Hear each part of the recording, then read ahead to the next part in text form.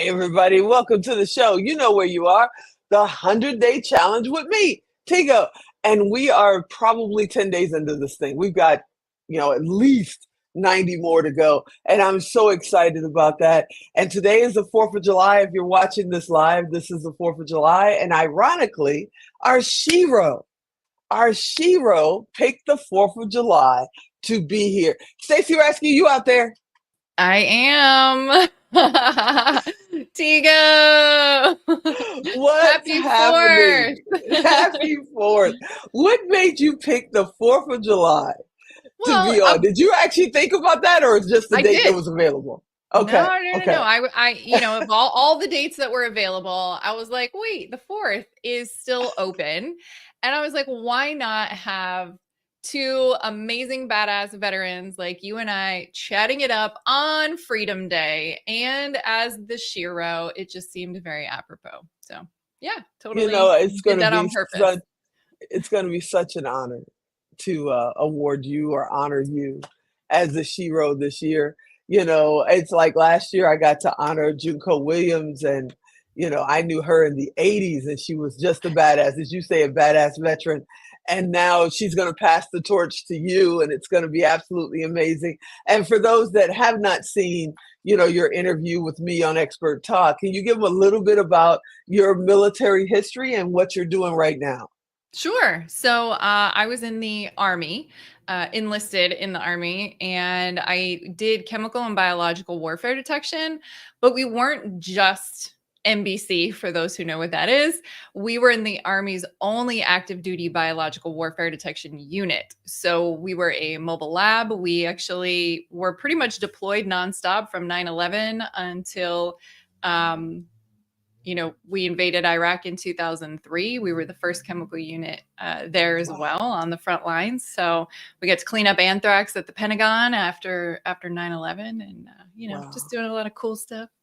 So So what was that? I mean, where were you on 9/11, if you don't mind me asking? no, I was in Salt Lake City. Hilariously, I joined the Army in February 2001. Went through all of my training, basic training, AIT, the biowarfare detection school, go back to Salt Lake on leave, and 9/11 happened. So I was at my duty station 2 days later. And then, of course, anthrax was mailed to the Pentagon. So we deployed pretty quickly after that.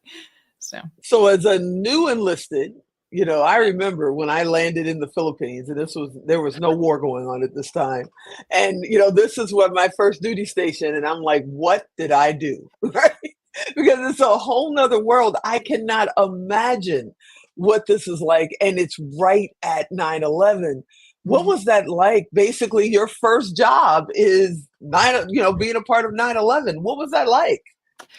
It was interesting to know our role in history, to be a part of something big that is absolutely going to be a massive historical moment in time. And being a part of that was humbling. And I would say later, a bit overwhelming in sort of the retelling of my story and my experiences with what I do today. But at the time, you're just focused on the mission. So, it was fun. Um, but I don't think we really absorbed the scale and scope of what we were doing at the time. It really hit later. Yeah, you're right in the middle of it. And you Mhm. told me about a couple of close calls that you Mhm. had during your service. Do you mind like sharing one of your close calls with us? Well, what was interesting was with being on the front lines when we invaded Iraq in 2003, we were up in the thick of it, and really just from the border in Kuwait all the way up to Baghdad, we had platoons all over country attached to different units. So we had opportunities to do a lot of convoy time and doing, just avoiding ambushes and roadside bombs and things like that. So, it would definitely get interesting on occasion during that first 6 months. Wow. Wow. So there's got to be somebody out there. I'm sure there's a young lady who either just enlisted or she's about to. What advice, if she was sitting in front of you and she said, if you could tell me one thing, What would Mm. be the one thing you'd want her to take with her? The biggest piece of advice is leaning into the experience, not as it being external. It's not just external discipline, external structure, external mission and purpose. It's allowing the container of the military to help you unlock and unleash the power and genius inside of you. Wow, that's powerful. That's powerful. Hey, Jess, thanks for watching. Okay.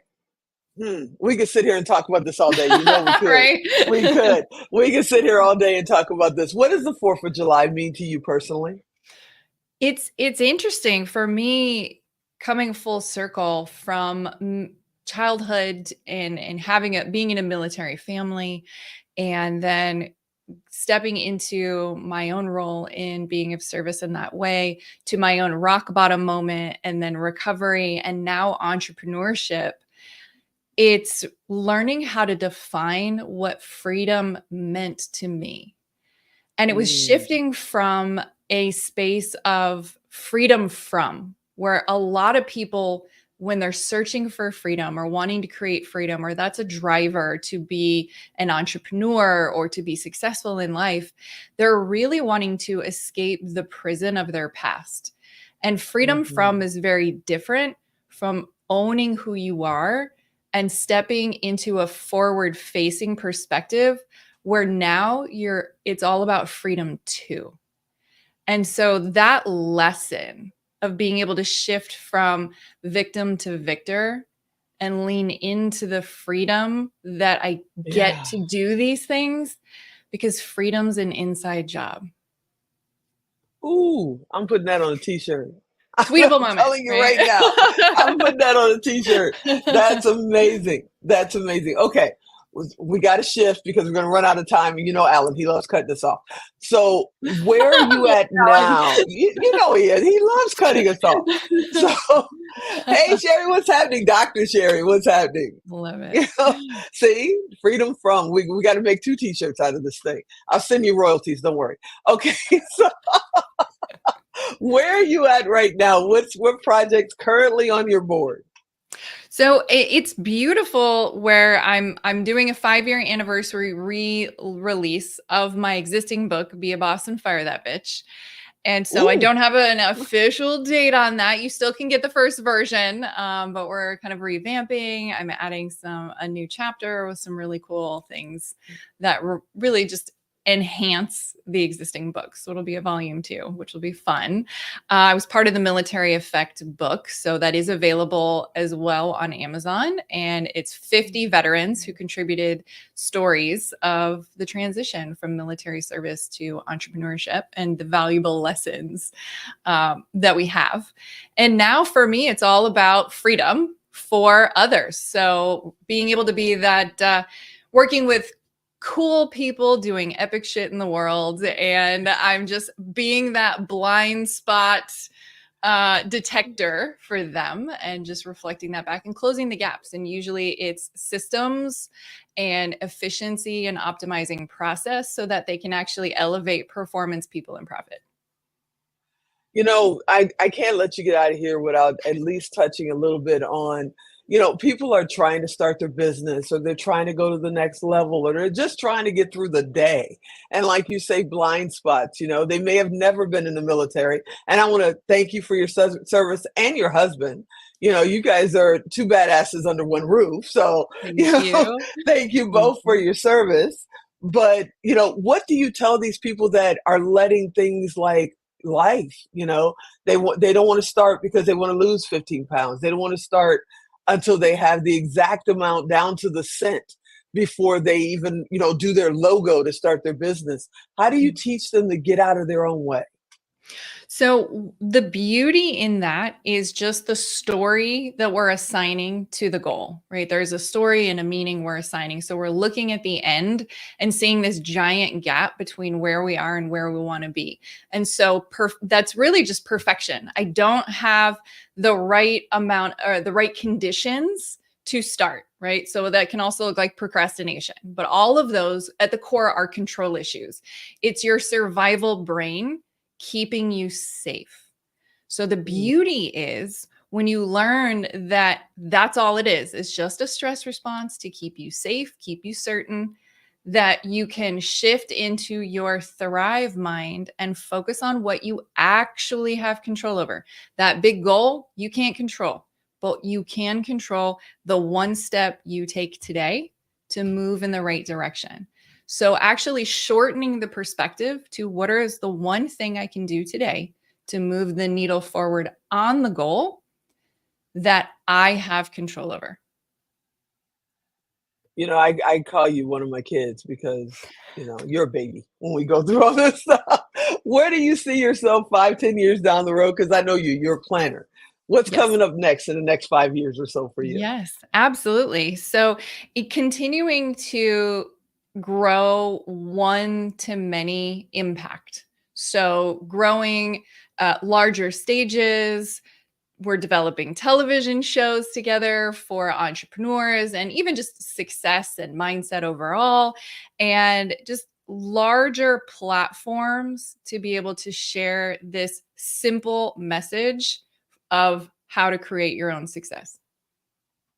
Amazing. Amazing. You and I could talk all day, but I promised everybody, including Alan, that we would keep this under 15 minutes because it's the live challenge.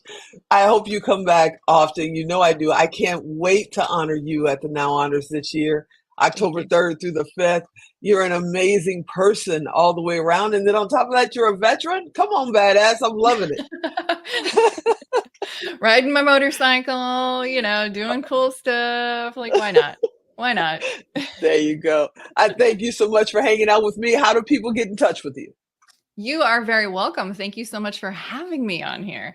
So the easiest way is to go to stacyraske.com or type in my name on any platform. I'm generally the first one to show up because thankfully I have a branded name. There's not a lot of competition on the SEO for that one. I love it. She says it's not Smith. Okay, you Yeah, are the no, best. it's not Martin, which is the married name. Okay, you are the best. Come back often. You already know the door is always open. Next projects, I can't wait to work with you. Call me. We're ready to go. Let's go, man. Thanks for Right? everything, and happy Fourth. You are welcome. And thank you for creating this platform and being this central person to call together so many impactful, influential, and visionary people. Thank you. I appreciate it. All right, everybody. You You're know what to welcome. do.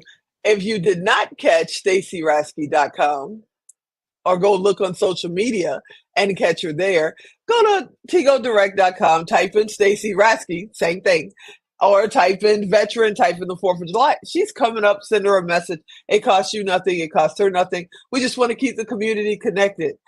I know it's the 4th of July. I'm sure your phone went or your computer said, Tigo's live, and you went on the 4th of July. Yeah, it's the 100-day challenge. I'm doing this every day live. I even had to remind myself I have to do it on the weekends. Yeah. I hope you enjoyed this episode. I hope you're enjoying your 4th of July if you're here in America, your day if you're anywhere else in the world. And as always, I'm Tigo. I'll talk to you tomorrow. Have a great day.